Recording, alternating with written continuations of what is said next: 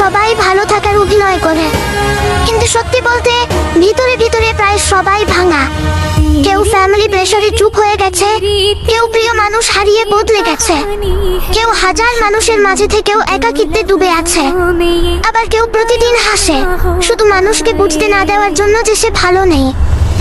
এই জেনারেশনের সবচেয়ে বড় সমস্যা জানো, এখানে মানুষ অনুভূতি লুকাতে শিখে গেছে, কারণ নিজের কষ্ট বললেও কেউ বুঝতে চায় না। সবাই শুধু জাজ করতে জানে। যে ছেলেটা রাতে ঘুমায় না, হয়তো সে ভবিষ্যৎ নিয়ে ভয় পায়।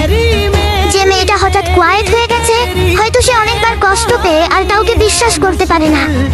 আমরা সবাই আসলে একটু শান্তি চাই, একটা সত্যিকারের মানুষ চাই যে বলবে তুমি ক্লান্ত হলে একটু আমার কাছে থাকো। কিন্তু বাস্তবতা হলো এখন মানুষ প্রয়োজন শেষ হলে দূরে সরে যায়। তবুও আমরা প্রতিদিন নতুন করে হাসি, কারণ ভেঙে গেলেও জীবন থেমে থাকে না। যদি মনে হয় এই কথাগুলো তোমার জীবনেও মিলে গেছে, তাহলে কমেন্টে তোমার মনের অবস্থাটা এক লাইনে লিখে যেও।